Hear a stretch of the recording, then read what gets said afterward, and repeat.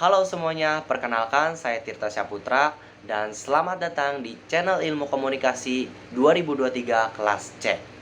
Di sini, hari ini kita akan membicarakan tentang suatu teknologi yang sudah familiar di telinga kita.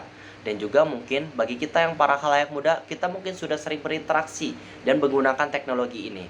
Mungkin kalian sudah pada bisa menebak, ya betul, itu adalah teknologi AI atau Artificial Intelligence. Sebelumnya, mungkin kita sering bertanya-tanya, apa sih Artificial Intelligence tersebut? Artificial Intelligence atau AI ini adalah sebuah teknologi atau inovasi yang membuat sistem komputer, yang dimana sistem komputer tersebut mampu menyamai dan juga meniru kemampuan intelektual manusia.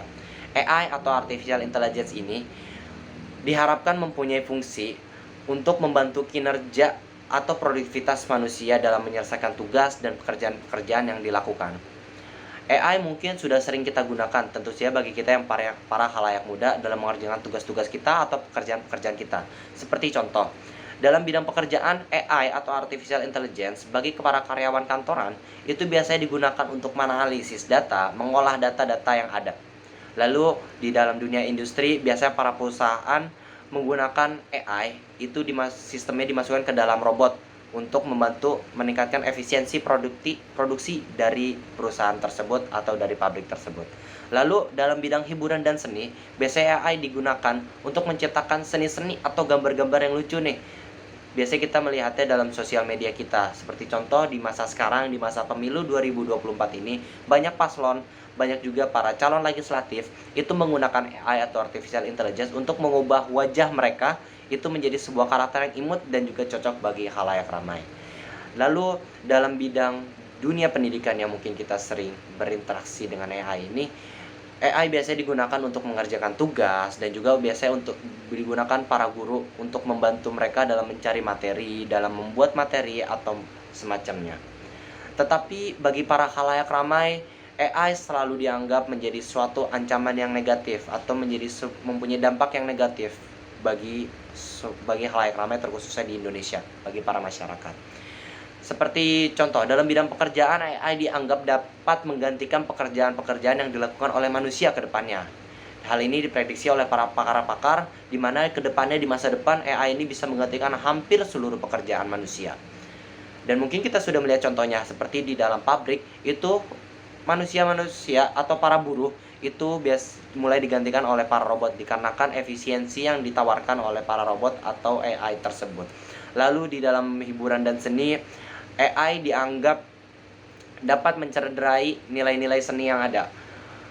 Seperti contoh, AI bisa kita lihat bisa menciptakan seni-seni yang memang seharusnya bisa dilakukan oleh pelukis-pelukis hebat, tetapi bisa kita lakukan hanya dengan sekali sentuh saja di layar kita, di layar laptop kita atau di layar HP kita. Dengan kita memasukkan deskripsi yang jelas, akhirnya AI bisa menghasilkan seni-seni. Hal ini dianggap oleh para pelaku seni dapat mencederai nilai-nilai seni yang ada, dan alhasil membuat seni bukan sesuatu hal yang eksklusif lagi, tetapi sudah menjadi hal yang memang sudah sewajarnya dan juga bisa dilakukan oleh orang-orang yang awam. Lalu dalam dunia pendidikan yang sering kita jumpai dan juga sering kita interaksi, AI dianggap mempunyai dampak negatif. Seperti contoh, AI dapat membuat nalar-nalar pengetahuan, nalar-nalar kritis dan juga penalaran dari para siswa menjadi menurun dan dianggap mencederai nilai-nilai pengetahuan. Dikarenakan AI ini digunakan para siswa untuk mengerjakan tugas-tugas mereka, yang alhasil mereka menjadi ketergantungan dalam mengerjakan tugas dengan menggunakan AI. Alhasil para siswa tidak dapat mengembangkan potensi-potensi mereka dan hasil menjadi ketergantungan dengan AI. Tetapi kita semua terlalu fokus dengan dampak-dampak negatif yang tadi saya sudah sebutkan. Alhasil kita menutup mata, bahkan memandang sebelah mata dampak-dampak positif atau potensi positif yang dihasilkan dari penggunaan Artificial Intelligence. Seperti contoh, banyak sebenarnya potensi-potensi positif yang bisa digunakan atau yang bisa dikeluarkan dari penggunaan Artificial Intelligence.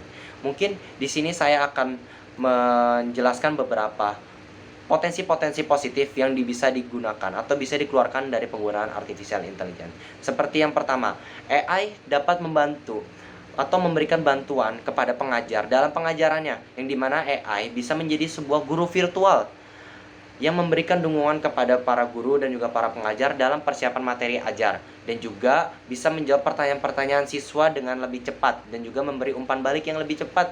Alhasil, guru bisa mempunyai waktu yang lebih efisien atau pengajar bisa mempunyai waktu yang lebih efisien kembali untuk mengerjakan tugas-tugas administratif yang lainnya, dan juga akhirnya bisa fokus juga terhadap interaksi pribadi dengan para siswa.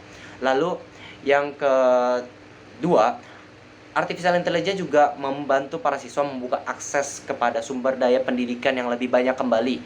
Tetapi hal ini tentu saja dengan literasi digital yang baik kepada para siswa, di mana supaya para siswa dalam mencari sumber daya pendidikan hasil tidak menjadi ketergantungan dan tetap menggunakan penalaran-penalaran mereka. Lalu yang terakhir, AI juga dapat membantu para pengajar untuk menciptakan kurikulum-kurikulum yang lebih relevan kembali. Dan juga AI juga dapat menganalisis kemampuan para siswa, dan hal ini membantu para pengajar untuk menciptakan bahan ajar yang lebih baik kepada para siswa. Dan kesimpulannya adalah artificial intelligence ini sebenarnya mempunyai potensi-potensi positif dalam dunia pendidikan. Hal ini tentu saja juga menciptakan peluang baru bagi para siswa untuk mencapai potensi pribadi mereka. Tetapi tentu saja dibarengi dengan literasi digital yang baik untuk mencegah atau membatasi para siswa supaya tidak menjadi ketergantungan dengan teknologi artificial intelligence ini. Mungkin sekian dari saya, penjelasan dari saya. Terima kasih, sampai jumpa.